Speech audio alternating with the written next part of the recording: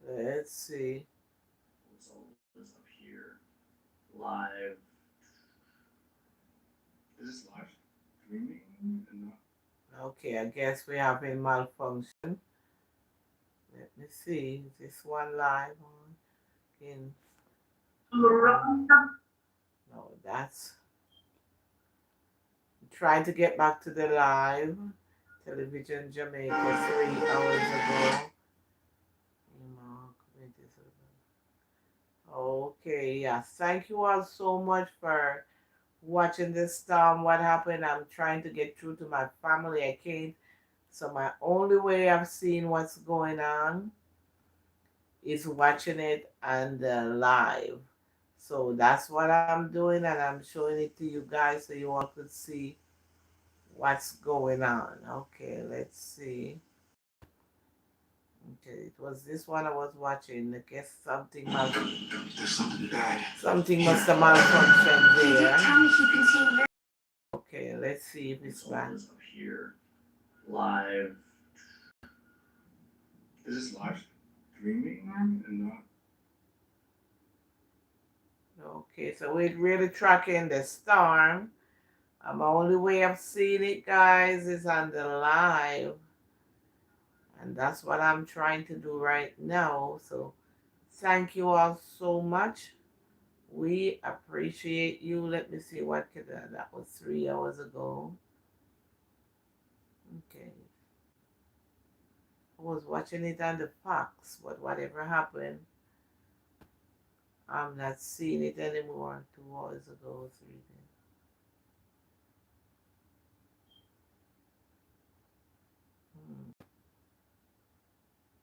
Let me see if they're back on. I guess something happened to their thing. Yep, I guess something happened. I'm not sure what happened. That was supposed to be on. I was watching Fox Live. I'm not sure that they got. Thanks so much for staying with us for the weather report and forecast. Now, Melissa, with a clearly defined. Okay, I'll just see what this one doing. Thanks so much for staying with us for the weather report and forecast. Now, Melissa, with a clearly defined eye in our satellite imagery, continues to present a broad area of shower and thunderstorm activity across the central Caribbean and the Jamaica area. We can see the heaviest rain bands just towards the north, affecting sections of the southern portion of Jamaica over the past few hours. We did also have some very heavy shower and thunderstorm activity affect sections of the northwest of the island earlier today, and we are expecting continued motion towards the west and still for that turn towards the north over the next 24 hours or so. Now let's have a look at what the rainfall patterns in the system have been like. We have been seeing the heaviest rainfall across sections of the northeastern portion of the system, and we do also have some very heavy showers in rain bands around the system which have been continuing to affect the Jamaica area over the past 24 hours or so. We did record upwards of 50 millimeters across some sections of southeastern parishes, and we are expecting increased amounts as the system moves further towards the north and over the island. Now let's have a look at the track of the system. We're expecting that Melissa, a Category 5 system, should be moving further towards the northeast over the next few hours. Currently we have the system at a Category 5, expected to make landfall over the southwestern portion of the St. Elizabeth Parish, somewhere near the Black River area, late in the afternoon tomorrow. We are expecting the system to then weaken down to about a Category 4 as it moves through the island and out towards the Atlantic, or towards the Caribbean rather, just towards the west of Falmouth. We're expecting that the system carries this projection over the next few hours. Now let's have a look at rainfall patterns expected across the area tonight. Now, shower and thunderstorm activity affects most of the south tonight. We're expecting also across sections of northeastern parishes very heavy showers and thunderstorms tonight. Going into tomorrow morning, temperatures are dropping to 22 degrees Celsius in Kingston, and we expect temperatures in Montego Bay to drop to 23 degrees Celsius. Now, showers and thunderstorms continue across most of the area tomorrow in the morning. For the afternoon, that's when we're expecting the hurricane conditions to be widespread across. Oh, okay. Let me see if I can get back to where I was. I guess something, I'm not sure if they got interrupted by the wind or what, but right now it's not showing, so let me see if I could get back to it. Okay, I will see. But thank you guys so much. I really appreciate all the prayers the thumbs up, the subscription. Let me clear what's up there. Yeah, we really appreciate it. We really appreciate you tuning in. I'm here just, wondering what's going on out. They cannot hear from nobody because the cell phone towers are down, the internets are down, so we can connect with nobody. And everybody I know, they have a cell phone. Nobody hardly have a home phone, so that's kind of creating a, what should I say, whatever. But we cannot live storm. Let me see. Okay. So my only way I'm seeing, let me see, Hurricane Live as a live stream.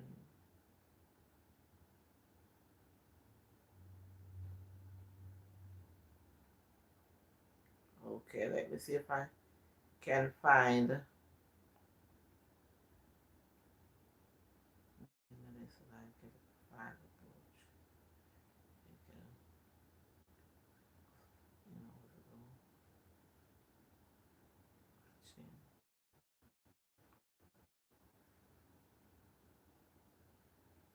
Okay, let me see what this one is doing. Roommate's early Black Friday sale is finally here. Don't miss out on 20% Wow, off. that one was so good. I was getting to see everything.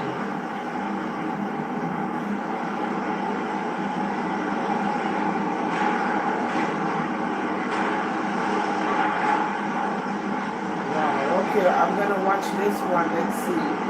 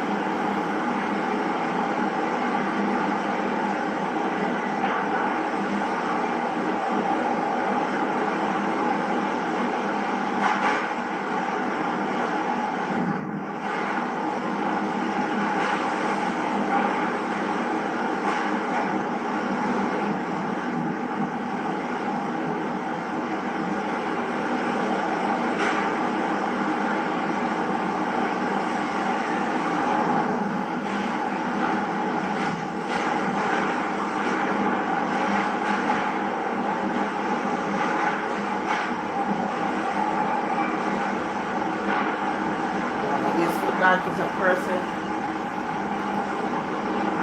that's showing us what's going on.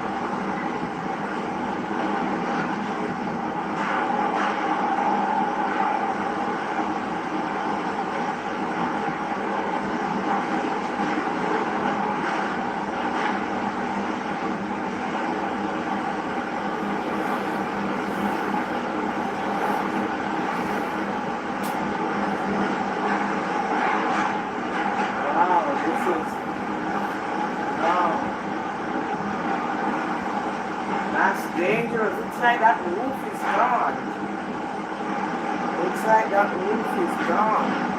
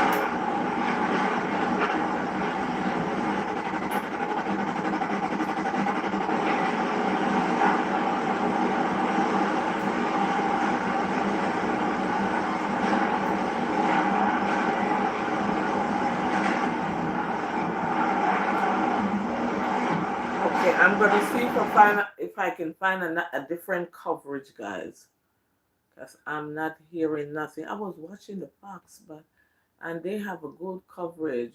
Wait,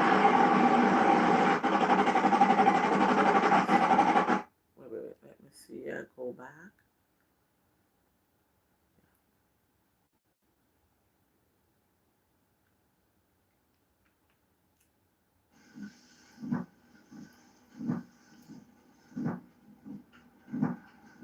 Wow.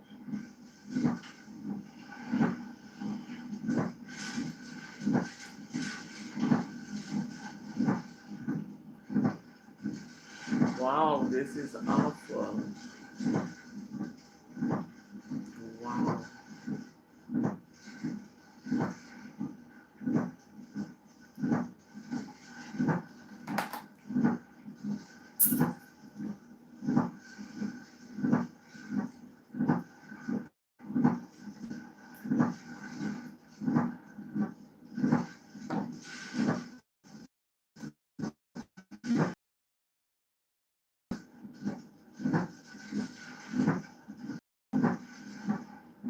Wow, it looks like a ghost town, nobody.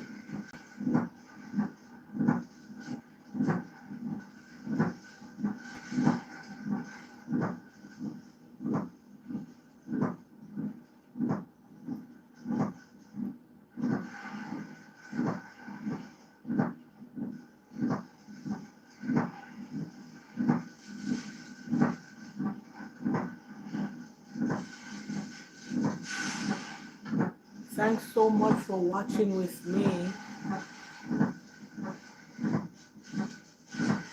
This is my only way to see what's going on, know what's going on, because I'm not getting connected to my family at all. So I just decided to do this. At Domino's, we believe and pizza see deserves a proper plus what look. I could Burgers see. have fries. Pizza now has. Just send me a message here. Yeah, I can't.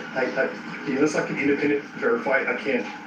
I don't do that. It's just how rumors start stuff. You got independent. If it's an official news media outlet, I'll recognize and know the people and the report coming from those people. And there's Jamaica News and there's Jamaica Radio. There's a number of agencies on the island, all over the island. I've already talked to several in the last 2 days, and they're embedded. In fact, I made a kind of an emergency call and went on last night about Mandeville and what was going to happen there. Total destruction and massive flood. Don't know about the total destruction, massive flood is happening. They said your lives are at risk staying there. That's exactly the message game last night at 4 o'clock. He looks very Called the scared. management team to see if they wanted to evacuate. Okay, I've got another bad situation in Santa Cruz. Just got it. Let me find out. Let me see what's happening here. Ground, Santa Cruz, and Jamaica right now. I've got catastrophic flood. This is a 10-foot wall of water going somewhere very close to me. This is horrific. This is somewhere near Santa Cruz, right where I'm at. This is houses. This is clearing. Okay, this is burnt ground. Okay.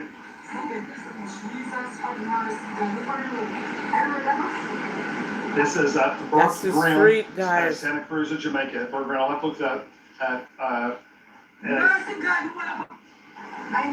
That's extremely deep, flash flowing water, probably 4 to 6 foot deep, and it's obviously near some houses running over the road. And imagine that's the street. That's the just think street. about trillions of gallons of water, and I haven't had a time. That's a wide valley deal. You figure out how much water fell over the land surface model, and be able to figure out how many trillions of gallons of water is flowing down the streams right now in Jamaica. There's trillions, not millions, not billions, trillions gallons of water is flowing down the mountains. I got another picture. Where's burnt ground in Santa Cruz? Burnt ground, there's water 4 foot deep, about 50 yards wide, and it's like going by houses. It's called burnt ground. Look at this. This is really bad. Burnt savannah? No, it says burnt ground. Burnt ground. I know where that is. It said burnt ground. Yeah, burnt ground. What now? Where's that from us? That's down the street. Going up the under the hill. Is it like a half a mile from us? It's down the street. Okay. Well, the water's running 4 foot deep over the road up by the houses. Yeah, just sugar. Yeah, just one of those. Oh, yeah, hang on, I'll get my coffee, stand by. Already put coffee in here, like 3 pasta beans. That's probably all you need. I mean, it must go, I don't know anything about that coffee. Yeah, it's instant. Real and coffee. Is that local corn? Yeah. You're kidding me. Yeah, it is. Like, I'm dropping heads over there? Yeah, but it's kidding me, but it's instant. Oh my gosh. Wow, Merklin, I hear you. I speak with my brother this morning and my sister-in-law in Westmoreland, and it was about like 4:30. The wind was coming in, and I tried to reach them back again after 5. I'm not able to reach them again. So how was your people in St. Elizabeth, Merklin? How is your people doing? The aroma from this, you can probably smell 2 blocks. The aroma is unbelievable. I'm sure we're not gonna have a bunch of additional coffee coming. This coffee smells going everywhere right now. We got more coffee. Okay. We got a lot of these coffee. Okay, you guys wanna see me get pumped up? Hey, the wind's not that. I'm gonna go and flip and go look for flood. Yeah, we going. Huh? We're going out there. We're gonna go? Yeah. Seriously? But here's the problem about tree won't say, because I don't. Oh, wait, you might have to hook up your Starlink. Yeah, but it's not gonna work because there's debris everywhere. They better don't go there because it looks so bad out there. Live stream, we're gonna lose all. Oh, that's right, Dexter. We can't live stream, but we go down there, shoot the footage while we can right now, and then we'll walk back and then we'll upload it. Okay, we're gonna go down Santa Cruz flash flooding right now. 6 blocks from us, 4 foot deep water running through Santa Cruz right now. Okay, we're gonna go shoot it, come back. So let me have a little cup of coffee here. Thank you, sir. You're awesome. So that's what we're gonna do. That's the new plan. The winds are dying down. I'll get the helmet on. We're gonna go walk. Gosh. I think I'm gonna go sell Jamaican coffee. Guys, this is really good coffee. Oh my gosh, are you kidding me? I'm kidding. I'm sorry. I'm sorry. You need to order this Blue Mountain Instant Packs. I'm not kidding you. It is delicious. It's got a really smooth, strong taste. You've never had this? Blue Mountain, like Blue Shed, had blue sheets on the bed, had a blue hotel over in Maynaville. The roof on it was Blue Shed, and I'm not kidding you. And I told them it was going to be horrific there, and it looks like it is. We're going to go on foot. I'm going on foot here in a few minutes. We're going to walk down to the flash flood. Now, we still got winds gusts 80. It's going to be kind of dangerous. Yeah. They better don't go there. They might get hit by flying objects. The flooding in Santa Cruz is bad.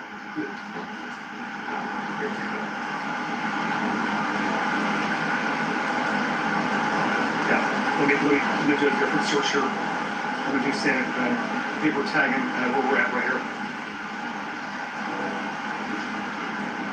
I knew that was going to happen. He told me it was going to happen.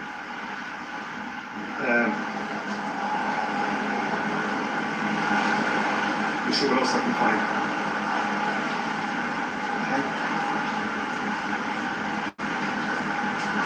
That's crazy to get out there. There we go.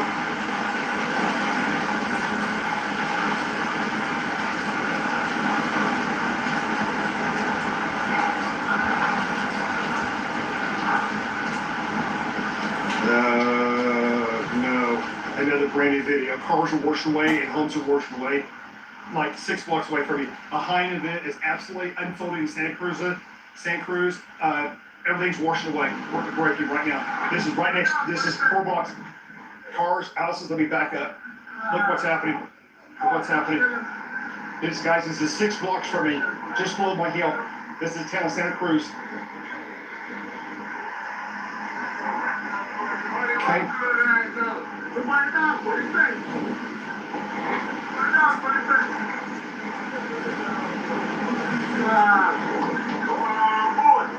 That's really bad. Okay, let's see what other videos. Let's do a search here. Hopefully people got to hard ground quickly. Santa Cruz, again, another massive intense flash flooding. Another Santa Cruz flash flooding in neighborhoods with cars and people. It's washing people out of houses and cars. They got houses being washed away with people and cars. This is Santa Cruz, right below the hill. I mean, the beginning of this video, there's cars and people in the house right here. The water's 3 feet deep in the house, running. Okay. Santa Cruz, Jamaica. It's SANTU CRUSE, Santa Cruz, downtown Santa Cruz right now. Downtown, I was just there, I recognize that blue building, that's on the west side, that's 4 foot deep water, 1 and 2 buildings in downtown Santa Cruz. We're gonna go down there, we're gonna go down. You better look, it's horrible, downtown is super flooding. There's another picture, downtown, we were at that building yesterday, look at the water. Yeah, we're out there. That's the, is that, which building is that? Is that the, that's not the store? Yeah, that's the store we're at yesterday, I think.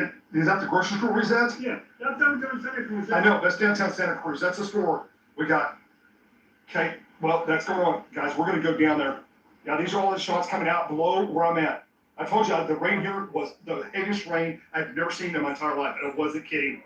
I wasn't kidding. When I said I've seen rain, that I've never seen that rain that hard, I wasn't joking at all.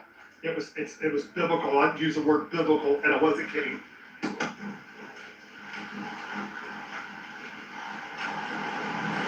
These few seconds, got to tie my shoes and the wind's coming way down. That's what pain is. What we're gonna do, let me get my helmet on, battery backup. I'm gonna take my big cameras with me. This GoPro's my good cameras, and I'm gonna go down there. I'm gonna walk down there. So there's gonna be some waves, gonna get wet. I'm already wet, right? I've already got soaking wet from the hurricane. See how that, I've already been pretty much blown to hell in the back, to be honest with you. Yeah, so, yeah, just below the hill here, guys. We got a catastrophe unfolding in Santa Cruz. I've got a catastrophe unfolding right now. Got homes, cars, don't know about people, washing away in Santa Cruz. We got a catastrophe unfolding.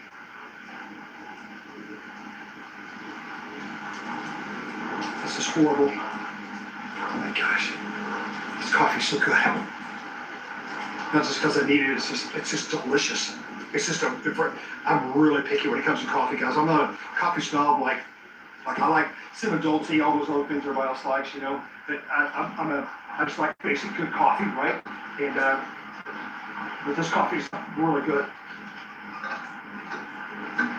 Looks like it's making Blue Mountain. It's making Blue Mountain coffee in Jamaica, world famous. It's been Blue Chip approved, and it is absolutely it's got my seal of approval on it. Not that it matters. Okay, guys, I'm going to go down to Santa Cruz. Guys, I wish we didn't have debris, and I wish I could drive down there, but I know there's debris. Let me see something here. Let me go out here and look at something real quick. Let me get my helmet on. Don't want to walk out there without my helmet, just in case that gust comes up. Come on. Let me see if it's possible. You know, it's 40 miles an hour, 30 to 40. 1 second. Hold on. Somebody say something with me. Hi, Mertlin. I see you say you haven't heard from them since the same thing with me since 4:30. After 4:30, some minutes to 5, I haven't heard from mine as yet. So I'm hoping something happened. Oops, let me see. Oops. Yeah, so this is my only little way of streaming and see to keep up with what's going on. But I'm hoping that, something work out that we can speak with them. Yeah, let me see what's going on here. Each time one come, I guess their stuff gone too. Oops. Mm-hmm. Yeah. Hold on a minute, Sister Lana, I'm coming. Hold on. Let me see what's going on. Oh, that's driving somebody. Okay, so. No, just hold on a minute. I'm home. Yeah, no, I was, I'm watching to see what's going on. Yeah.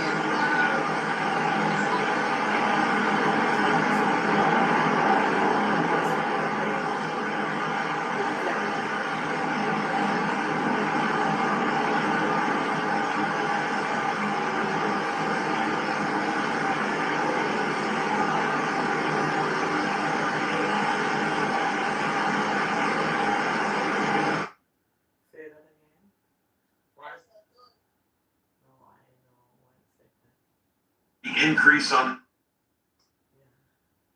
Oh, let's see here. Barometric pressure up to 906 millibars. This thing's been over land for hours. It's still at 906 millibars, or 26.75 inches of mercury. Current movement north-northeast, or 25 degrees at 8 miles an hour. That's not necessarily what I'm seeing here, but okay. The street looked like a river. I mean, right.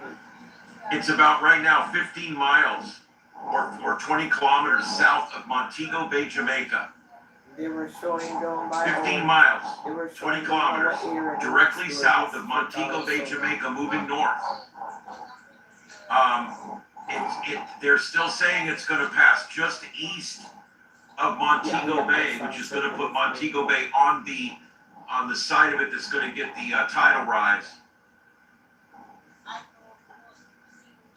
Oh, look who's on right now on Fox Weather. It's Mike from Mike's Weather page. That's awesome. Mike is a content creator and a YouTube guy from way back, and he's one of the guys that has inspired me over the years.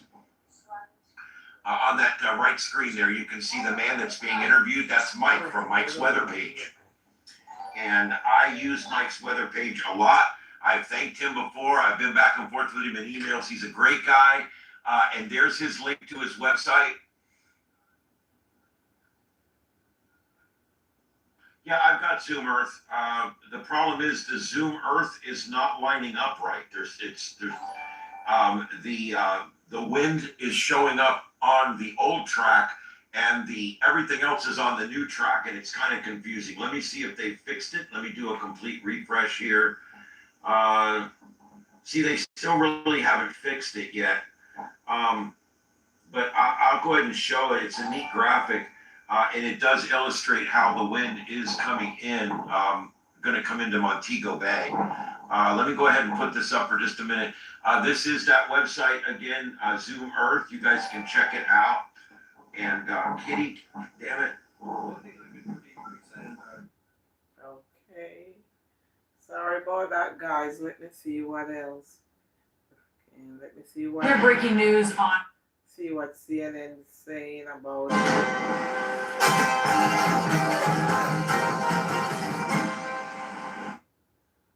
Josh Energy is giving this puppy away. Make sure to check out the sweepstakes for a chance to win something a little different. We're breaking news on Hurricane Melissa. This is a record-breaking storm that is bearing down right now on Jamaica. It is a monster Category 5 hurricane, 185-mile-per-hour winds that are now moving over land with gusts topping 220 miles per hour. And this is making Melissa now the second strongest hurricane ever in Atlantic history, the strongest ever to hit Jamaica. For places near the eye of the storm, a nightmare scenario is unfolding. You have catastrophic winds tearing through the island like a slow-moving tornado, one that just sits there. Several months' worth of rain is also coming down. And just hours ago, the image that you're looking at right now, you could actually see a bridge there that was spanning the river, that clearly underwater. You have life-threatening flash flooding, and mudslides have become a major concern, as we've just learned seconds ago that the hurricane has officially made landfall in Jamaica, though its effects have been felt across the island now for hours. CNN's Derek Van Dam is live in Kingston for us. Derek, what is the latest you are? Hey, Boris, that's the beauty of live television. You're finding out about it making landfall before I did, but that was me waiting for this live shot to occur. That's interesting. Here it is from the National Hurricane Center. Melissa making landfall in southwestern Jamaica near New Hope, with an estimated maximum wind of 185 miles per hour, 295 kilometers per hour, a minimum pressure of 892 millibars. An extremely dangerous and life-threatening situation. Do not leave your shelter. Wait as the eye passes over. This is critical information. That eye is so well defined. Now that it's officially on shore, more than 50% of the eye, that is what officially calls for landfall from the National Hurricane Center. But the eye is so clear that people often mistake the end of the storm. So as they come out and they look up, they'll see perhaps birds flying around. The skies will be sunny. It'll be clear all the way up to the sky. And the winds will drop dramatically, next to nothing, probably calm. And a lot of times people will go outside, venture out, check their property if they're not fully aware of the situation, because the backside of the eye will come through in just a few minutes' time. So what's so destructive about this is that the winds on the northern side of that eye wall that are penetrating the southern coastline of Jamaica right now, they're going to be from the opposite direction once the other side of the eye wall comes through. That's the counterclockwise rotation around a hurricane. So that will catch people off guard. If there's debris already laying on the grounds, it's going to be thrown in an opposite direction, so it will catch people who are unaware off guard, no doubt. So we're in Kingston, the capital, and I just want to see that it's windy here, but we're 100 miles east of where the center of Melissa is taking shape. The second strongest storm in Atlantic history, the modern record keeping the strongest storm in Jamaica. There's so many superlatives, so many facts, little nuggets to throw out there, but Kingston largely spared from the worst catastrophic winds. Good news, a glimpse of good news, is because this is the population density, 1 million people here, but 3 million people across the entire country. And what's happening on the western parts of this beautiful island nation is pure and utter devastation. It's going to be heartbreak to see the aftermath of the storm. We got to focus on what people are going to be dealing with this slow-moving disaster, as it's moving more or less the same speed as a brisk walk. So every once in a while, we'll get these, the rain bands that come through, a gust of very powerful tropical storm to near hurricane force winds. Right now, as I speak, I can hear some emergency personnel rushing behind me. We'll wait to see where that's coming from. Not sure where they're going, but it's good to see fire trucks, fire engines operating again, because we're in Kingston and because we're away from the center. Maybe they're going to go see to something that's happening up the road here, but what's possible over western parts of the country, roads will likely be inaccessible because of this catastrophic wind, because of the mudslides and landslides that we know are occurring or are about to occur with this. This is a farming and agricultural part of western Jamaica that is being hammered right now with the strongest, most catastrophic winds. That is going to have economic impacts, not to mention Montego Bay is on the north side of the island, and it looks like that could see a direct eye wall hit from this as it traverses and crosses over the island. Think about the tourism that is so synonymous with the coastal areas of Jamaica, especially that region. This will be devastating for those areas and very difficult to recover from. Back to you guys. Derek Van Dam, please, you and the crew stay safe out there in Kingston, Jamaica, as Melissa makes landfall. Let's bring in Senator Abka Fitz-Henley, Jamaica's Minister of State in the Office of the Prime Minister. Senator, thank you so much for being with us. I just want to get a read on you on how conditions are where you are right now as this Category 5 hurricane makes landfall.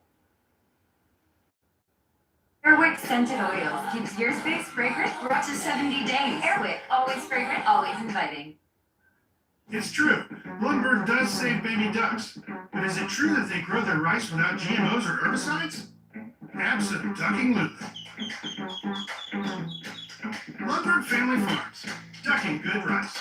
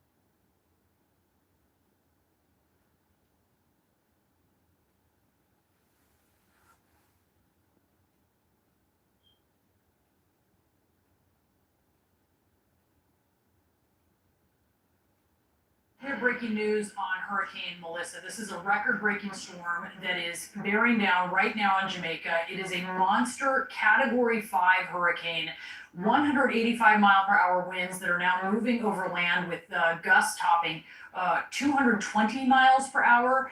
And this is making Melissa now the second strongest hurricane ever in Atlantic history, the strongest ever to hit Jamaica. For places near the eye of the storm, a nightmare scenario is unfolding. You have catastrophic winds tearing through the island like a slow-moving tornado, one that just sits there. Several months' worth of rain is also coming down. And just hours ago, the image that you're looking at right now, you could actually see a bridge there that was spanning the river, that clearly underwater. You have life-threatening flash flooding, and mudslides have become a major concern, as we've just learned seconds ago that the hurricane has officially made landfall in Jamaica, though its effects have been felt across the island now for hours. CNN's Derek Van Dam is live in Kingston for us.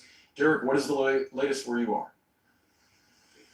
Hey, Boris, that's the beauty of live television. You're finding out about it making landfall before I did, but that was me waiting for this live shot to occur. That's interesting. Here it is from the National Hurricane Center. Melissa making landfall in southwestern Jamaica near New Hope, with an estimated maximum wind of 185 miles per hour, 295 kilometers per hour, a minimum pressure of 892 millibars. An extremely dangerous and life-threatening situation. Do not leave your shelter.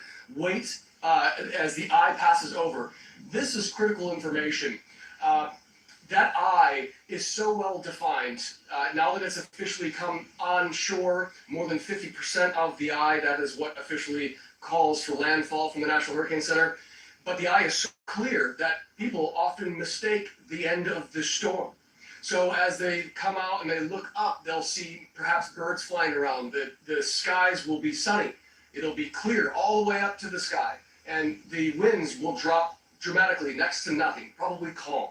And a lot of times people will go outside, venture out, check their property if they're not fully aware of the situation, because the backside of the eye will come through in just a few minutes' time. So what's so destructive about this is that the winds on the northern side of that eye wall that are penetrating the southern coastline of Jamaica right now, they're going to be from the opposite direction once the other side of the eye wall comes through. That's the counterclockwise rotation around a hurricane. So that will catch people off guard. If there's debris already laying on the grounds, it's going to be thrown in an opposite direction, so it will catch people who are unaware off guard, no doubt. So we're in Kingston, the capital, and I just want to see that it's windy here, but we're 100 miles east of where the center of Melissa is taking shape.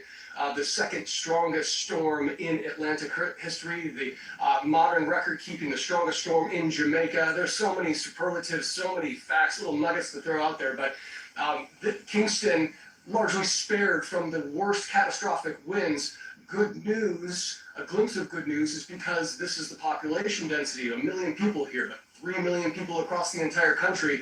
And what's happening on the western parts of this beautiful island nation is pure and utter devastation. It's going to be heartbreak to see the aftermath of the storm. But we got to focus on what people are going to be dealing with this slow-moving disaster, as it's moving more or less the same speed as a brisk walk. So every once in a while, we'll get these the rain bands that come through, a gust of very powerful tropical storm to near hurricane force winds.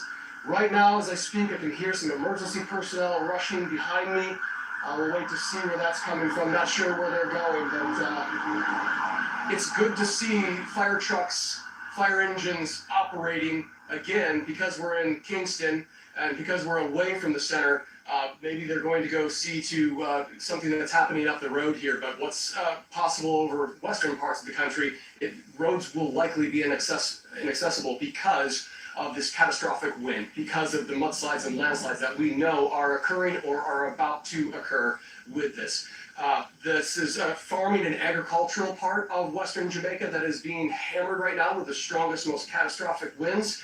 that is going to have economic impacts, not to mention Montego Bay is on the north side of the island, and it looks like that could see a direct eye wall hit from this as it traverses and crosses over the island. Think about the tourism that is so synonymous with the coastal areas of Jamaica, especially that region.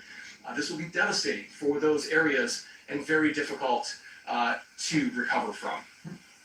Back to you guys. Derek Van Dam, please, you and the crew stay safe out there in Kingston, Jamaica, as Melissa makes landfall. Let's bring in Senator Abka Fitz-Henley, Jamaica's Minister of State in the Office of the Prime Minister. Thank you so much for being with us.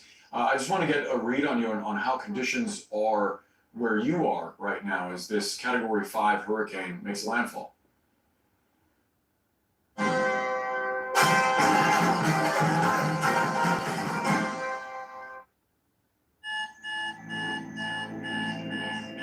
We've swallowed their fatigue quick fixes for years. Enough. New Recharge by Vimergy. With CoQ10 and vitamins D3 and K2, our fast-absorbing formula strengthens and energizes you from the core. No quick fixes necessary. Vimergy, we can save ourselves. You can't blame me, bring me in, or try and take me. It's time to put yourself first. Don't stop believing in what. Let it rain on you. Get your fabulous. Hello, Otto. With ComEd's Business Energy Analyzer, it's never been easier to identify energy savings opportunities for your business. Using your business's... Thank you, Boris, and hello to your viewers on CNN. Well, I'm in capital city Kingston, very much like your correspondent who just gave an indication of what's happening in Kingston just now. But our major concern now is for the area where landfall has been made by Hurricane Melissa, that's St. Elizabeth, on the southwest of the island of Jamaica. The preliminary accounts are devastating. A number of homes have been damaged. I'm hearing accounts about hospitals and medical centers losing their ceiling and facilities that are intended to provide electricity. The Jamaica Public Service Company is building in a section of St. Elizabeth called Black River. The ceiling has totally gone, so it's utter devastation in sections of St. Elizabeth. Pretty much most of the parish based on the preliminary accounts we're getting. However, the government of Jamaica stands ready to assist whenever the storm passes and the conditions are reasonably okay and safe. Our emergency team will go in and assist people who are in dire straits. Yeah, we're sorry to hear about the reports you're getting about that hospital. We've also learned that Melissa is responsible for some 3 deaths across the island. Do you happen to know if that number has changed at all in the last few hours? Those fatalities occurred with people preparing for the eventuality of Hurricane Melissa. I have not been able to confirm additional fatalities, and I wouldn't like to speculate on that, but given that it's a Category 5 hurricane, is making its way over the southern section of the island, a farming community. Some of the houses are very much modern and properly developed. Many of them are, but some are not. So it would not surprise me if that figure increased. However, we're hoping that is not the case, because the priority of the administration of Prime Minister Dr. Andrew Holness is to put in place measures. Indeed, we prepared significantly to save as many lives as possible. And that's why over 800 shelters were opened across Jamaica. Approximately 6,000 people, I'm hearing, based on the latest indication from the officials, have made their way into shelters to get safety and some sustenance during the passage of Hurricane Melissa. So look, we're hoping for the best, but as far as sections of southern Jamaica and central Jamaica are concerned, unfortunately, it is utter devastation. Yeah, again, I'm sorry to hear that, and I'm glad that folks have at least heeded the warnings about the strength of this storm. And to that point, I wonder if there are any specific areas of concern when it comes to the cleanup, because obviously, as you said, if this looks like the images that we're seeing in the initial reports that we've gotten, it's going to be a tough road to build back. What are your biggest concerns in the coming days? Well, our biggest concern is the livelihood of the people. A lot of livelihoods have been destroyed because St. Elizabeth and its environs are significantly farming communities, and a lot of livestock would have naturally been destroyed due to the advent of or the occurrence of Hurricane Melissa. Also, 35% of Jamaica is out of electricity, and southern Jamaica and sections of western Jamaica account for a vast majority of that percentage I just alluded to. So restoring power to various communities which have been disenfranchised or not facilitated because of the storm by electricity will be a major challenge, given that in Jamaica we don't have much underground power systems. We mainly have poles and overhead power lines. So that will be a major challenge, as it was with Hurricane Beryl last year, but it might well pose a more significant challenge and could possibly be a longer wait for people on that end of the island because of the intensity of Hurricane Melissa, Category 5, the most powerful hurricane to have hit Jamaica ever in our history. But we are hoping for the best. And indeed, we have put in place measures to ensure that the water systems are sustained for as long as possible. Generators have been located at various sections of the island to ensure that even if there's no electricity, people have access to running water, which is important, as you'd imagine, Boris, in a natural disaster. Yeah, no doubt about that. And we are hoping for the best for you and the people of Jamaica. Please keep in contact with us, Senator Apka Fitz-Henley. Thank you so much. Thank you, and just allow me to say to the people of Jamaica that the administration of Prime Minister Dr. Andrew Holness recognizes that you are going through a difficult time. We stand ready to assist. Stay calm as best as possible. It might be challenging, but help will be on the way as soon as it is reasonably safe for our evacuation and first responders to go in. Thank you so much.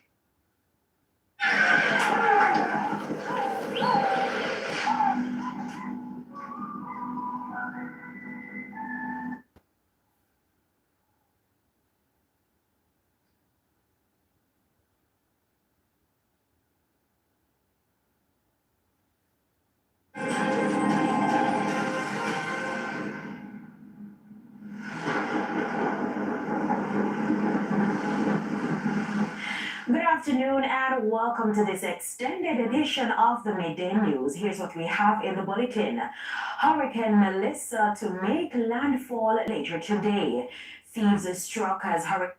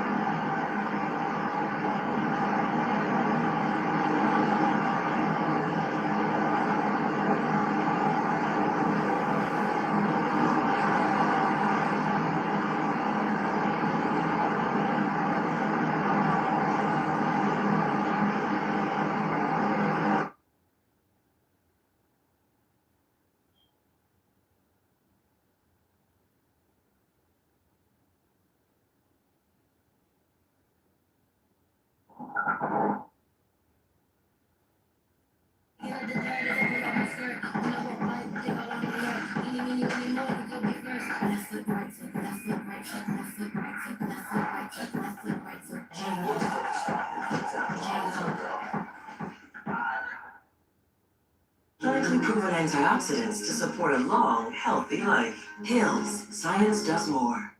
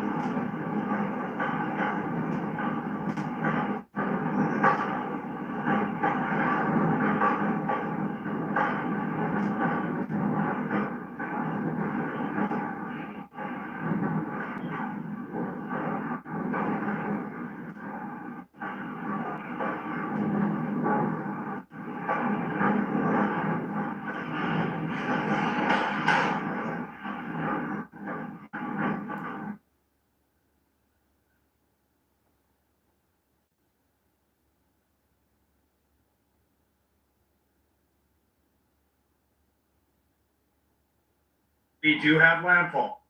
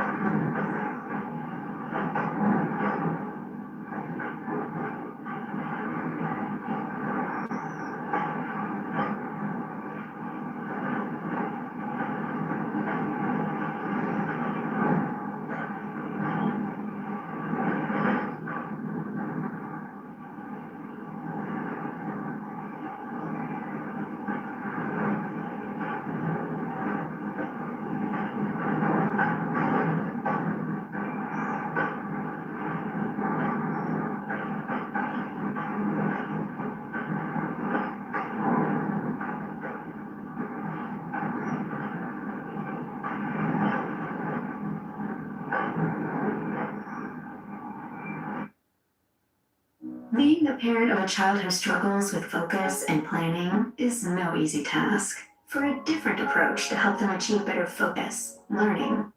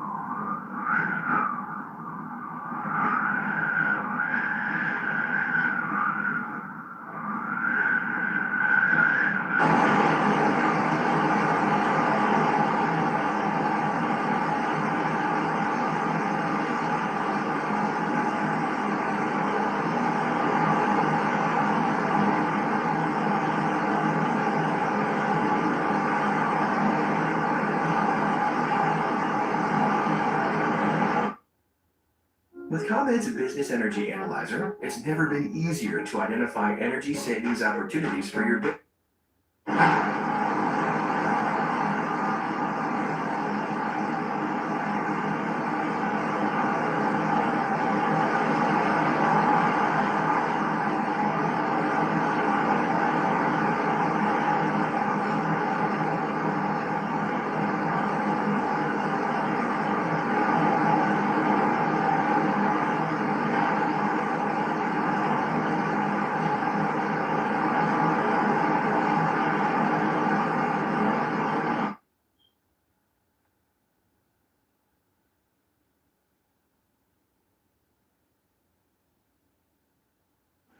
Remember, none of the areas that are getting the really bad storm have any coverage right now. And this happens every time people come in and say, oh, this is all just hype, it's all bullshit, whatever. I'm telling you guys, say what you...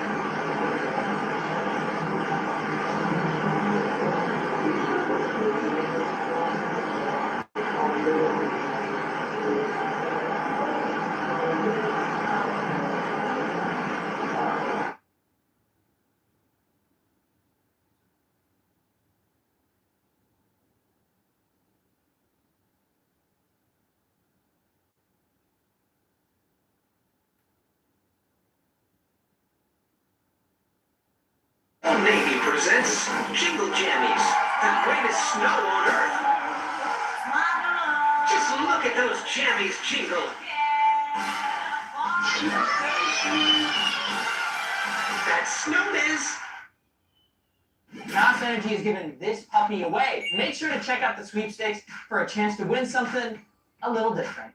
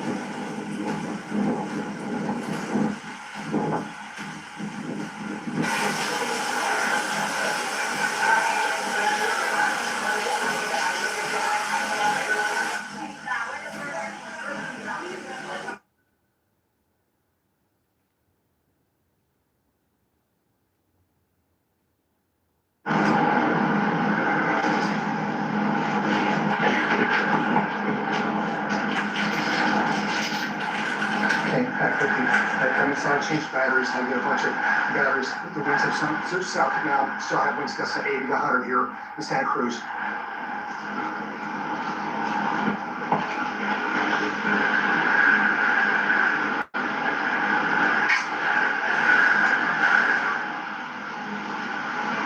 Code red in the house. Starlink still up and running.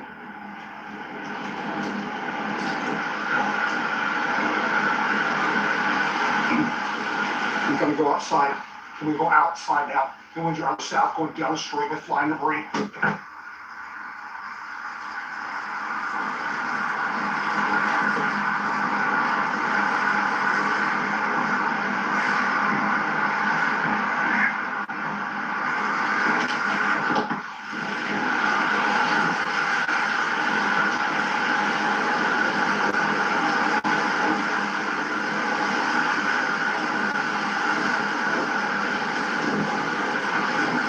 George, got the door locked.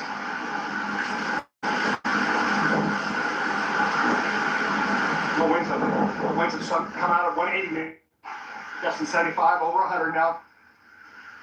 I'm about ready to go out, just past that wall there.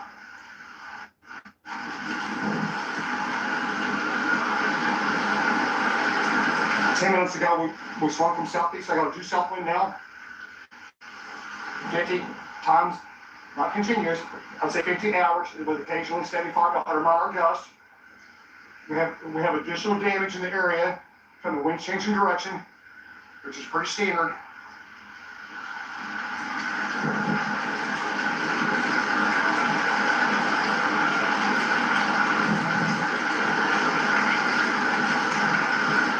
Yes, we do have power lines down here.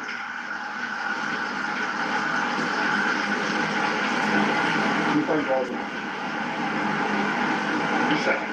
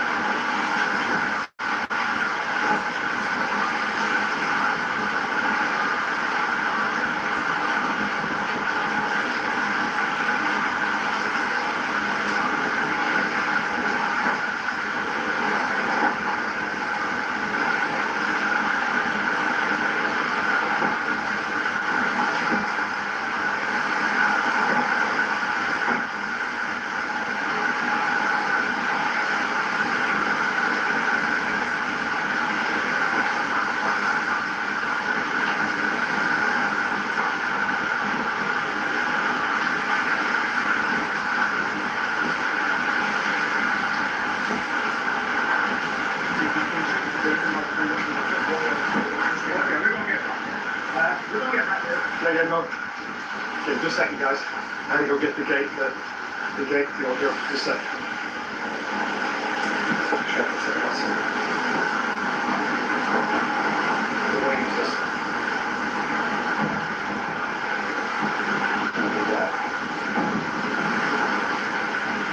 Oh my God, but that was that your gate or was that something else? That was the gate? That sounded pretty serious.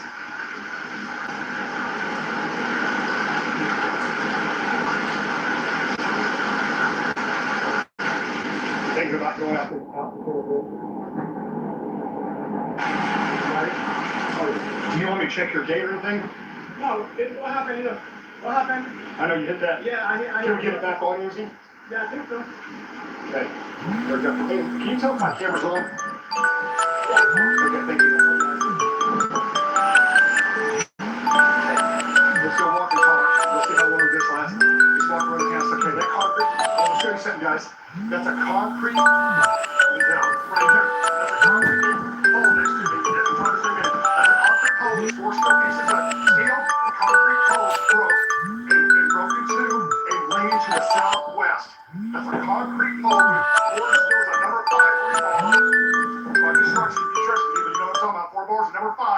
is in that concrete pillar. It's broke and leaning southwest.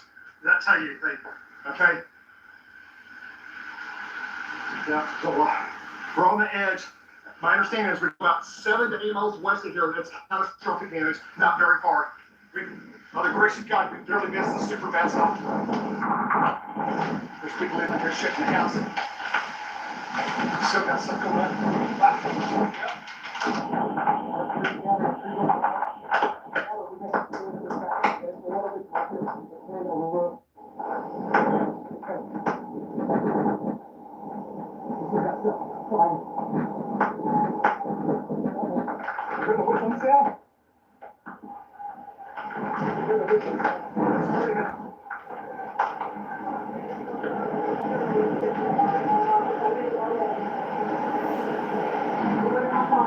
Yeah, damage back to her. You got a big tree falling out window back there. Okay, that makes it a big tree falling the window.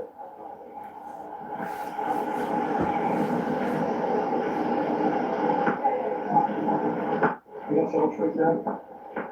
This is a difficult trick. You got to protect the family.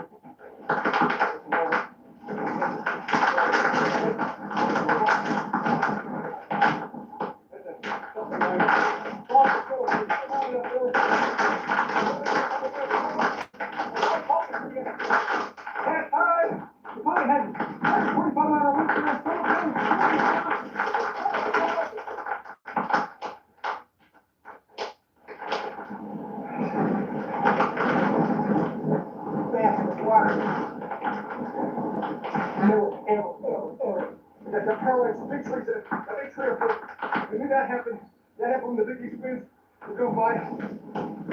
It's gonna be all over Jamaica. Big huge trees. Everything broke with the winds around the east. To the east, all the big high winds, like 20 foot, broke. Everything broke to the east, over to the east, with a massive wind. When the island was almost come up parallel, the wind around the east, 135, you kind of like big south wind, now come around the due south wind, Santa Cruz, Jamaica. We're about 170 now in the wind here. I call it damn so far west of modern here, but west of here not very far. Maybe 10 miles west, 5 miles west. It's catastrophic. Buildings have collapsed, and the power structures are gone, is what I've been told. About 15 west up west here, wood structures are gone. Houses are gone. I've heard that multiple people via the ham radio. The plan is right now is we're going to let this thing out right now. You're going to let this course this afternoon is going to get out of here. Wherever this afternoon is pulling away from us now. Let it get by us. And it's sun up. First thing sun up. All the locals come out and we'll start navigating. The debris and clear roads over here. And I should have this starting up running shortly after sun up in the morning. The winds will be down, but I have 20, 30 miles. We'll be clear skies. Should be have that, and we'll just see what kind of damage we have as we go west here. And we'll start the initiation. There's mudslides, and there's mudslides all across Jamaica. There's roads closed. There's roads through the water. There's water running 4 foot deep through towns back to my east. Don't know about water rescues or fatalities or injuries at this point, but we got problems over the entire island. But grace of God. We don't see eyewall here, by the grace of God. As you saw the island, it was northeast down one, and then across the coast, they took the break door and going to the due north. It's unbelievable.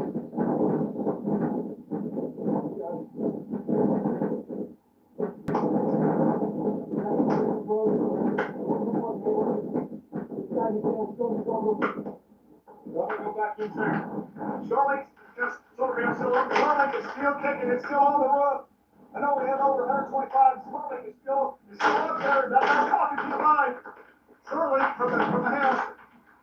Yes, making it. Yes, I'm good. I'm good, Eric. I'm good. Eric Fox checking on me. Got people around the world tagging me, checking me out. Everybody's support, love, and checking on me from everywhere. This is one for the record books. I'm totally fine. I didn't need to get down low. Didn't want to see down low. We want no party outlaw. Total misery. Catastrophic disaster. This is horrible. Things are still not done. There's all those dams all across Alabama. You know the ice is my northwest, probably about 15 miles within the ice to my northwest, pulling away now. Northeast. Still Category 5 hurricane. The eye presentational satellite in the wind is unparalleled.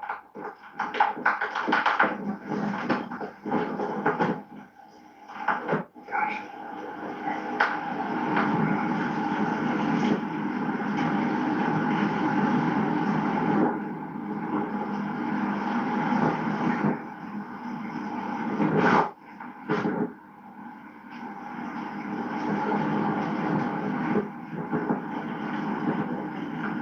Yes, we know it's an eye. We know it's a massive bullet here. But I can tell you, when I did cross that west here, that 15 miles, it's a whole different story. But there's no doubt about it, because I can't tell you about this yesterday, because I just do.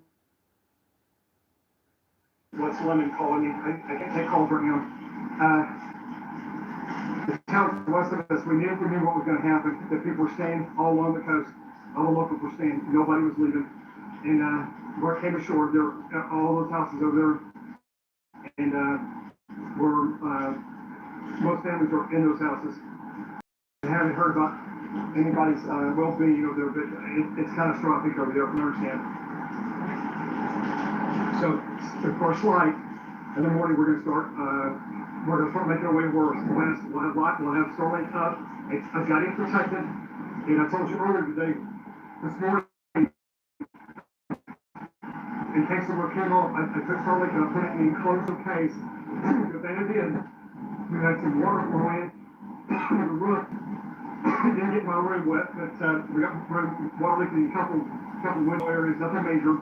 But because you never know when that's going to happen, right? So it's dry, all the electronics dry, the plug-ins. So as soon as the sun comes up tomorrow, we should have sunshine here. It's sun up tomorrow morning. We'll have, 80 to 100 miles an hour for the next couple hours, and it'll slowly go down to 50, 40, 30. I mean, it'll continue to the north, and pulling away from us and going across Cuba and then into the southeast Bahamas, into the southwest. Next 24, 48 hours, it'll pick up speed. The trough going west is going to grab it. It's going to walk it up toward Bermuda. About 2 days. And the sun should be out, full sunshine tomorrow, and everybody will go into full-scale recovery mode and search and rescue mode at first light tomorrow. So possibly even going on as the hurricane ends down on the coast. Maybe later today, that's probably going to start. And we've got to start clearing the road. People start clearing the roads. The locals will get up, start clearing the roads. And there's no telling how many mudslides we have across this immediate area. The water, the rain has been relentless all day. I have no idea how much is falling. I wouldn't be guessing. We've got 20 inches of rain here today, 15 to 20 in this area. It has been just torturing rain like I've never seen before. Just nonstop, 3 to 4 inches an hour, just nonstop. And anyway, the idea is that let this calm down, let the sun come up so we can see the rain, and we're going to start making our way west, either west, southwest, or westward. We'll start looking for people. We know there's people trapped, and there's people buried in the houses.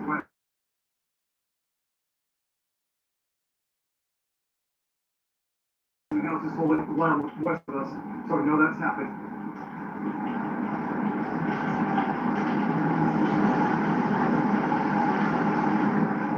But this will slow down.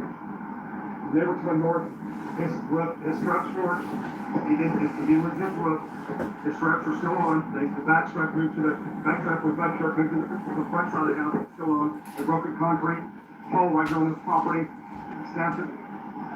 And started to work cross straights off the sheet metal.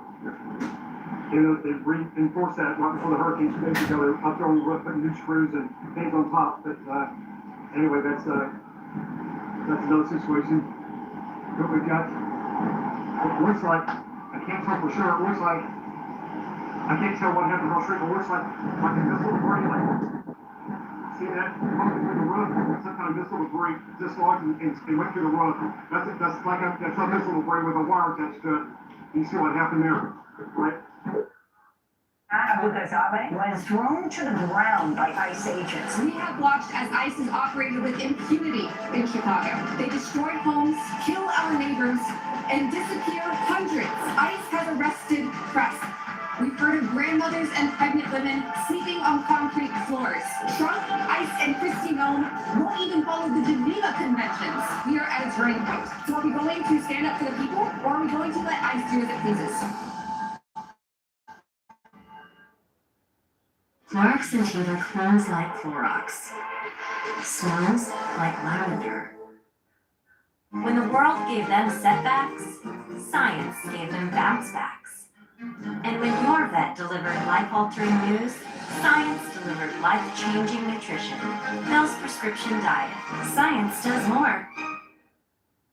Win a trip to see Maroon 5. Listen for the mixed concert codes weekdays at 8, 10, noon, 2, and 5. Get tickets to see them at the United Center November 13th and qualify to see them again in Boston 9 days later. Download the free Mix app, listen for the concert codes, and win.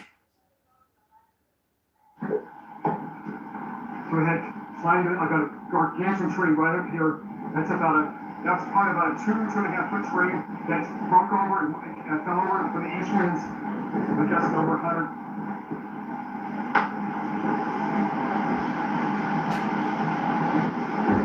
No, okay. It's going nuts, so guys. Rains come in. You go 800. There's more debris flying in there. It's been a tree debris. All the trees now, like at my location, 50% shredded. I had trees. There's some big trees. Also, like there's a big little tall tree over here. We lost these upper branches, and you see the upper trees. So you see they're like shredded.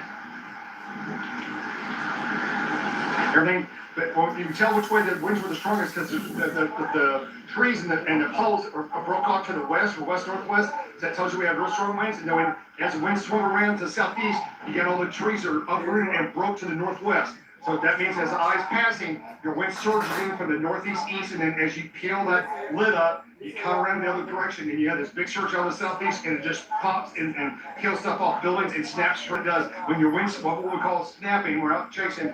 You go from one direction, you snap around the other opposite direction. That's when you have that massive damage. Over here, let's look at the iPad and let's see what we've got. Okay. Lock this off. I leaned forward, and it's not funny. I leaned forward just now, and I look like a waterfall. I had water coming off of me like a stream. Like, okay, that's it. That was crazy. Yes. Just send people messages. Yes.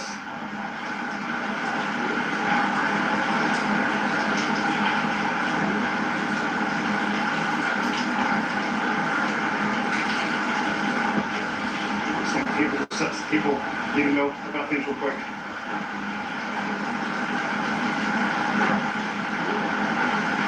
Okay. Let's check on the see what the hurricane is. I'm going to show you what the hurricane's at. It's supposed to sound like those. Come on, Dave.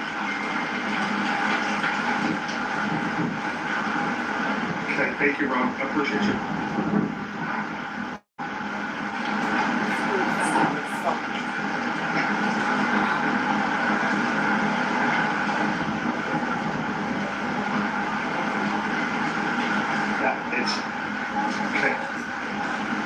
Oh man, hang on, look at this. What happened? Just a new image. Oh, it did. It's turning right. It's turning right. Look at that. Came north, got on shore, now it's turning right. Look at that. It's supposed to went just like this and continue. I'm right here. And it approached the coast, it moved north, and now it's moving back northeast.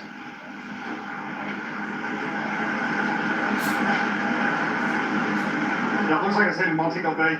Yeah, it is. They're going to be Montego Bay is going to definitely be in the northwest side. Well, let me change the satellite IR here. Look at that big bad monster. Oh my God! Oh, look at that jog. See, it coming 78 parallel. Look at that eye shrinking. It's weakening a little bit because I'm on shore. Look at the boom! It just took a hard right turn. It jogged hard to the northeast. Look at that. Yeah, the front foot of the horse is pushing in the trough. It's grabbing it now. It's grabbing it. That's on the point there. Look, it just like, let's go to another map. That's the big view. Look at that thing. There you go. Cat 5. So it brings all over here. That's how that continues. Mainly 50 to 80. And the occasional goes from 100. Let me see what the quarter.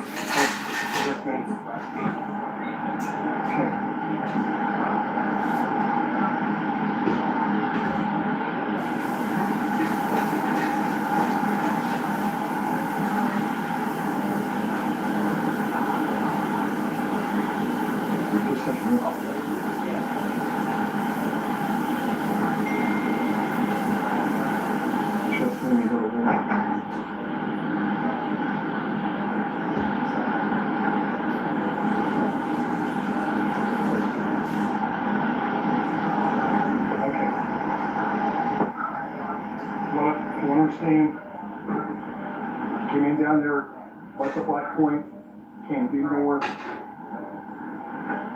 then the point, all these areas back southwest here, massive damage.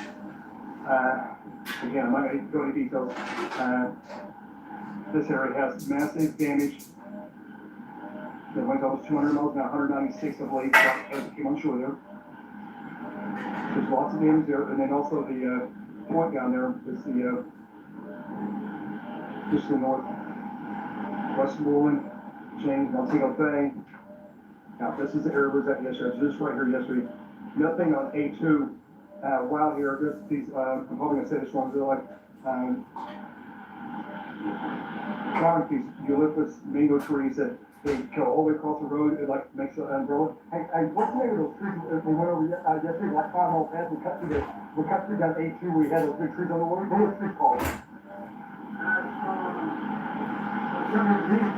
No, nothing. The trees that are on the road. What are those? The bamboo trees. Yeah, the bamboo trees that cover A2 here, out west here. About 5 miles of these just incredible trees that go way up in the air like 100 feet, and they go across the road and connect the bamboo on both sides of the road, and it's like you're driving through a tunnel of trees for about 5 miles. That road west there is going to be blocked. That was the road was on yesterday. Okay, we know that's going to be blocked.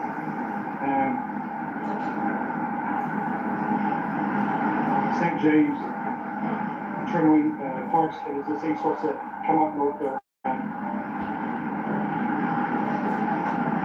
Big Mouth and then Flamingo Beach. Everybody up there from Montego Bay eastward along the North Shore on Highway 81. You need to get ready. Get ready. It's not going to be as bad as it was down south, which we're going to obviously landslides are ongoing. Fortunate news here is the I don't know about how there should be a northwest wind offshore. I have not had confirmation yet, but I think there's going to be 8 to 10 foot storm shores in Montego Bay. As the eye wall, the winds are wrapping around out of the northeast as this eye wall comes up, and as it starts to pass, you're going to have northwest winds here on the western side here at probably 100 to 125 surging south. Okay? Montego Bay, you're going to have a storm surge, maybe you're going to have catastrophic damage. Okay, so what happened, I did on the whole facility, and just watch what happened when it came up to 78. Look at that. Boom. And then all of a sudden, it just turned. He goes, I'm turning right now. Boom. The eye went just west of me, and it's not very far. I love it. I can't, because the roads are going to be impassable and blocked and mudslides and everything else, and probably high water, sure not high water, immediately northwest of me. If it went west, 8 or 10 miles, I could literally block into clear skies. They get in there like west-northwest from my location. But I cannot do that. I'm not going to risk that. And I won't make things off this block. Yeah.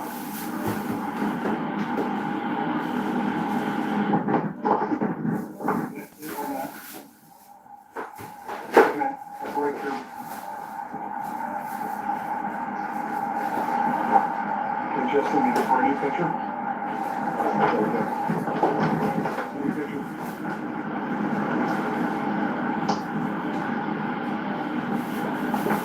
Around there, where the eye is. That's how close it is. If it didn't turn north, it would have went right on top of me at 1 o'clock.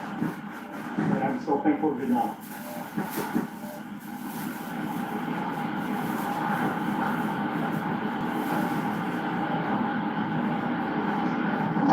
Does not have permission to use my feet at all. 0 zip on that feet. Absolutely not.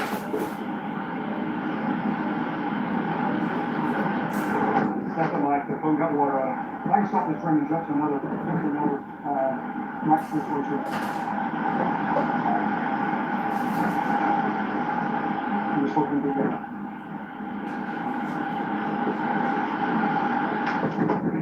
I'm going to check, I'm going to go to another site, check updates from other people, and see what I can find out. This is the most important thing. We'll have an extra herbicide.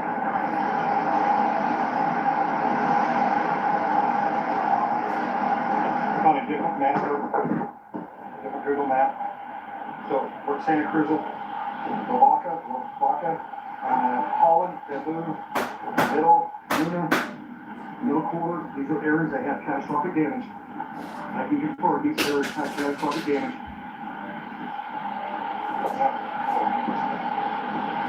White House, right here over here, New Market, Big Golf Falls, Big Water. I'm sure there's a bunch of work problems there.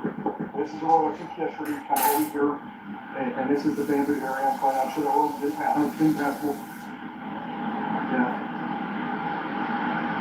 Yeah, pretty much the same 87, 86, 87, 82, with the core of the eye, all limits, all this area, right now, White Horse, all this area is probably going to be 100% impassable and catastrophic damage in this entire area right here. That's where the eye came through. As it's went north, this south, and east, from Montego Bay, it's like right here right now, continues to track off to the north-northeast. It's constricted, and it's weakening a little bit, and it's starting to go off just to the north-northeast, starting back to the northeast. We come around to the southwest wind here, we may still have some wind gust 75 to 100. But I think the worst was it's slowly coming down. Okay? Yes, thank you so much for all your support. Yes, sir. It's fine. I'm trying to get people all where the eye is. It's on far northwest, about 15. It's taking off the jaw to the right now. It's resuming course back to the northeast. It's going to miss us. But there's catastrophic damage all west. Where is it right now? The eye. There you go back to. There you go. There you go. Got it. Yeah, it's already 5 o'clock. It's over in my phone. Where's the last number over there? It's up to the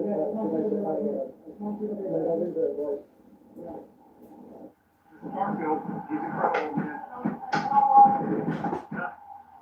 Garfield, he's unbelievable. That's an amazing cook. Thanks to the touch. I don't know if you saw the hey, let's look right now. I don't know if you're hungry. If you look up a big F-Pop, 10, 25 birthday, his wife made curry chicken.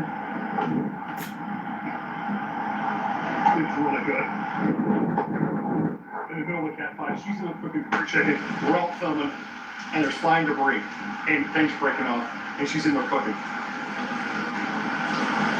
Jamaican people are amazing, not just because of the service here, and they're just amazing people. All the neighbors checking on all the neighbors with their out the doors, hollering as each roof was coming off and breaking. Each neighbor checking on the other neighbor in real time, hollering across the street in between the wind gusts. That's what I observed here. It's unbelievable. Neighbors checking on neighbors, helping everybody. Okay, this is what's happening live here.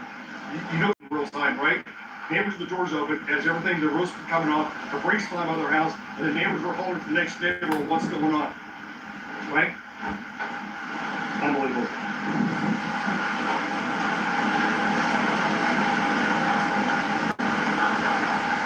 And it's blowing again. Got the matching gear muffs. I'm helping Holiday Me thrive with my top 3 looks from Old Navy. Hairlink, so comfortable. Denim for Santa visits. Ooh, look at this. And cozy vibes. I will be wearing this outfit every day. Shop Old Navy now. In Lundberg, when we find ducks' nests in our fields, we hand carry their eggs to safety. We've saved over 30,000 of them. If we care this much about ducks, imagine how much we care about our rice. Lundberg Family Farms, ducking good rice.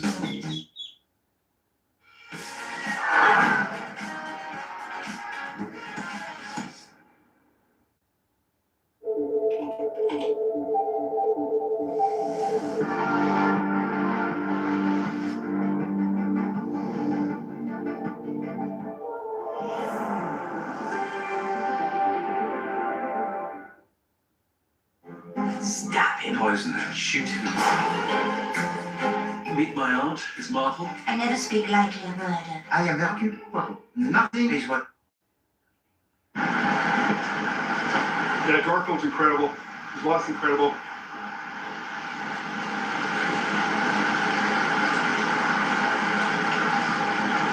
Garfield, how the neighbors across the street that lost a roof? Everybody's asking on the mind. I gotta get them over here. I'm just waiting until the sun's down there looking. I can't get outside. No, I know you're gonna hit with fight debris. Even with a helmet, I wouldn't trust it. Not with a 2-year-old baby, right? We don't want to bring down that as element right now. It'll slowly come down. I'm just waiting until I get a break on it. Right, I know. I wish we had high-res radar. The gate's already gone. Yeah, the gate's already open for us automatically. It's like this blew open, right? So we'll have to reconstruct that, get that back on. Guys, we don't have any information. Guys, I'll tell you, today's going to be cell service that you saw Storm Lake, when we're getting probably 4 inches our rate, maybe 5. It was absolute. Might as well have been Niagara Falls on top of the building. I've never seen this much rain in this heavy in my entire chase career. But any hurricane, any supercell, anywhere in my life, period. This is like another level I've never seen before. And it's still pouring here, like torrential pouring.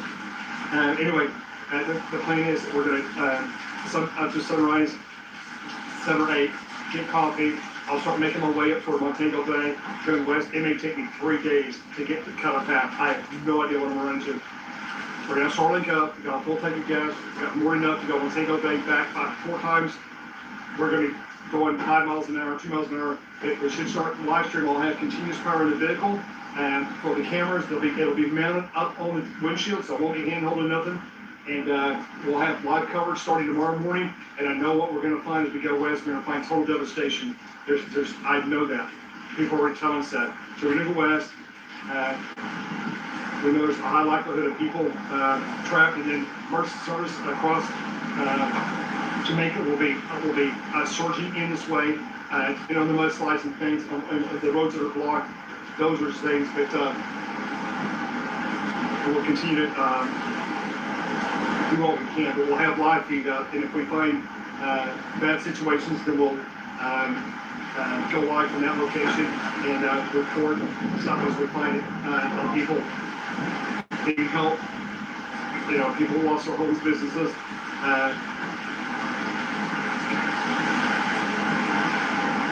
Thanks, Jeff, for your help today, support, Jeff Gaines. Anyway, that's the plan. We'll be local time here now. We're 1 o'clock local time. I'm also really good. Instead of 12 noon, I would be going somewhere either over me or immediately west of me. It's 1 o'clock local. I went just west of me a little bit further. We're supposed to went west 15 miles instead of coming over. Where we're going to be in the eastern, we're going to be not dead center down. We're supposed to be on the 8 a.m. advisory, 9 a.m. We're supposed to be about 8 miles east of the center. So we should have had the eye come over us. It did not. And I'm very thankful it did not. I'm really glad that I turned.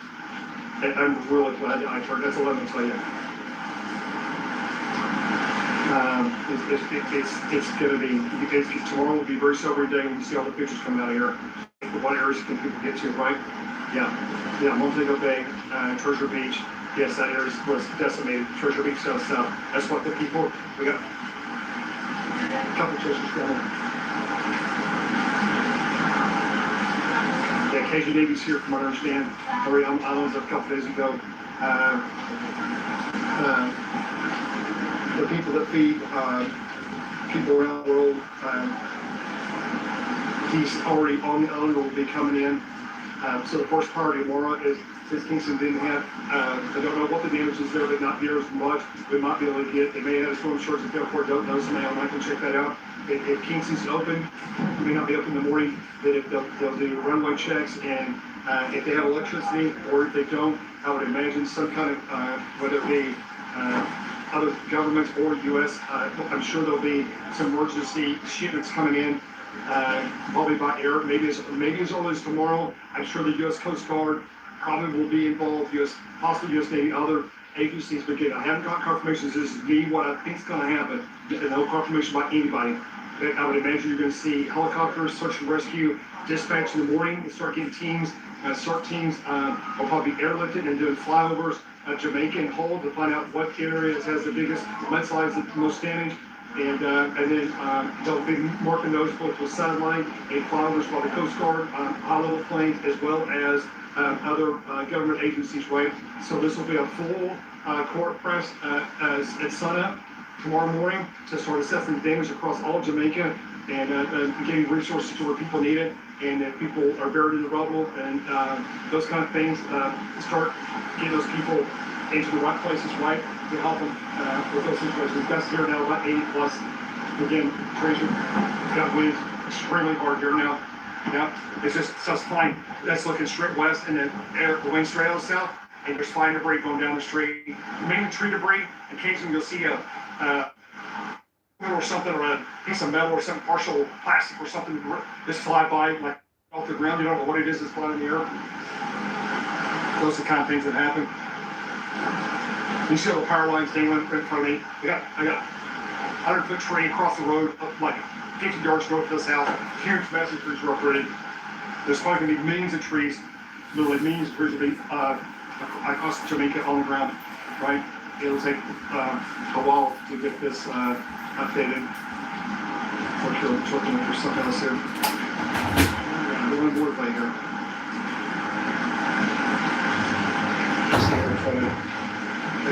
Just trying to pull up X and trying to find.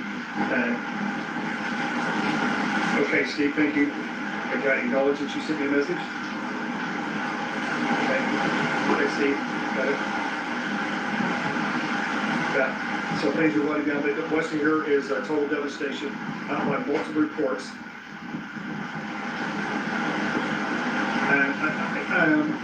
It's hard to say. It's getting real close to Montego Bay.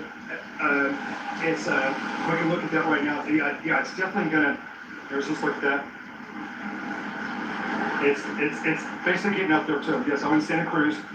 The hurricane's weakening slightly, right? You see the ice weakening, filling in. It's still extremely violent. High. It's go to visible. Okay, that's just absolutely. Let's look for the record books, guys. Look at the eye. You got to the 78th parallel, and it put the brakes on, and goes, I'm going due north. Look at that. It literally, there's a combination of the lane interaction, and it said, I'm going due north, and that's what it did. And you'll notice the eye's filled in now, slowly filling in. Look, it's all slowly clouding down the eye. It's weakening, right? But it's still an extremely powerful Cat 5 hurricane. And it's slowly coming down. Montego Bay is right there. They're going to be in the northwest quadrant of the eye. The eye is turning northeast now. It's turning more. Remember, the eye went up the 78th parallel. The back western eye wall now is now passing the 78th parallel. It's now moving east of the 78th parallel now. It is now resumed its northeast motion. Thank you, Jesus. It did not come over me. And Garfield here in Santa Cruz, we dosed a gargantuan boat. We still have damage here, maybe moderate to heavy damage in the area. But we dosed a gargantuan boat here. It looks like it's going to go south and east of San Diego, the bay up there. Let's go back to Google Maps. I'm pretty confident they're going to have damage there. They're going to have storm surge, right? Yeah, Montego Bay, you're going to have storm surge as the eye passes to your southeast, excuse me. You're going to come out of the northwest. Yeah, the eye right now is about right. It's about right here. It's now. It was coming due north, up toward them. Got it right in here, and it's put the brakes on, and he goes, no, the trough's grabbing it finally, and he goes, I'm now going northeast, down and down. It's northeast. So if you take that trajectory, and let's just look at just my northeast there, where the current track is. It's going to be Duquesne, Coral Spring, Mountain Brawl, Irma, St. Marsh. This is the area where the eye is tracking toward. This is where you're going to have major damage. It's going to spare Montego Bay because it's going to go south and east of them. They're going to have northwest winds onshore flow with a lot of storm surge in the bay here. You will have, or is occurring now, no confirmation, because you're going to have storm surge in Montego Bay as the winds are strong on the northwest winds now. I'm guessing 100, 120, probably you might just be out of the course, so maybe 80 might be more realistic number out of the northwest, and that's you'll have a small storm surge in Montego Bay. The eye's weakening, the hurricane's weakening now. It's still probably Category 5. It's tracking now. The trough's grabbing it, and it's now moving to the northeast. It's passing the 78th parallel. The back western wall is now passed, and it's making its way northeast now. It's probably very close. It's going to be going over, how do you see that right here? Is that Maroontown? Yes. Maroontown, south of Jonestown. It's going to go in a Coptic country. Yeah, what is this? It's a Coptic country where there's a high mountain in this area right here. There's high mountain in this area, Yeah. okay? So it's going up in the high mountains area in here. So you have massive runoff down south in the streams. It's basically starting to head. I'm trying to remember the name of that county there. Do you remember the name of that county? It's right here. There it is. There's an outline of it. That is Cockpit County. Coptic country. Yeah, country, excuse me. Yeah. Is that for the whole county or just that? That's just It's a mountain. You Oh, it's a mountain there, right, that's right. The bluish area right here, the shape. Yes. That's a big mountain. That's right. That's right. That's right. And when we looked at it earlier, I remember that. Wow. Just heading towards the mountain. Look like. Yeah. There we go. So it went into St. Parish County. It went on the west side of the St. Elizabeth Parish. It's in St. James Parish now. That's the county it's in now, or the parish it's in. Sorry, the things jump around me. And it's going to be tracking into the next. It's tracking to the northeast now.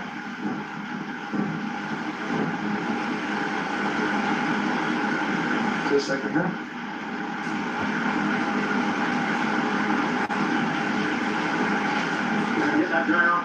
Yes, sir. Yes, sir. Do you hear a rumble coming? Yeah. What is that? It's a storm. It's a continuous rumble. Yeah. It sounds like a hurricane's coming. I mean, hurricane's here, I'm sorry. It sounds like a tornado's coming. I hear this rumble. It's just a non-stop rumble. I'm trying to see the other town names. Come on, yeah.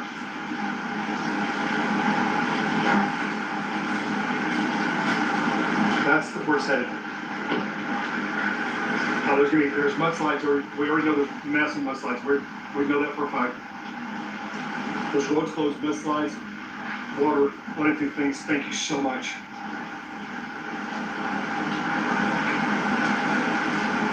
Wow. This feel these different parishes, yeah. Yep. How do you pronounce that? Tremlon County Parish? Or Trelawney. Trelawney. Trelawney Parish.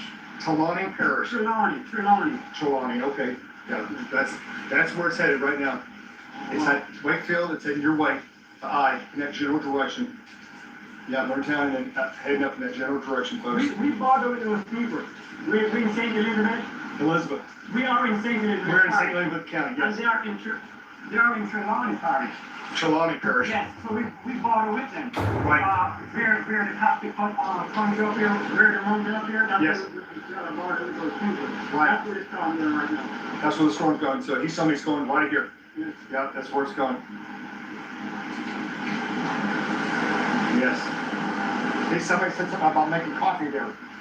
Unlike one of the people said something about coffee. Oh, that's a Blue Mountain. That's over. That's all to my east. That's east. That's north of Kingston. That's a Blue Mountain. That's in Portland. The part of Portland. Yeah, that's right. That's right. That's over on the eastern side of Jamaica. Yeah, that's over here, Blue Mountain. Yeah, it's okay. So we're on the west side. Yeah. Yeah. This is west. Oh, he's talking over this side. Yeah, that's right. Yeah, he's talking about over to the east. Yep. Way over here. Okay, guys, thank you so much for tuning in. My grandson comes home and he's gonna make a lot of noise, so I'm gonna tune out now and I will come back later. So thanks again. We appreciate all the subscription and all the thumbs up and all the views. We appreciate you, and please don't forget, keep Jamaica in your prayer. Keep saying a prayer even when I'm not doing a live. So just continue to pray for the people of Jamaica and the island. Thank you all so much. We appreciate you. And Blaze is going to make a lot of noise, so I'm really going to close off this live and I will start another one within another hour. So you won't be able to hear his noise. We're going to do StreamYard. Alrighty. Thank you. Bye. Love you all. Back down to 50. Then 20, and back to 75. It's a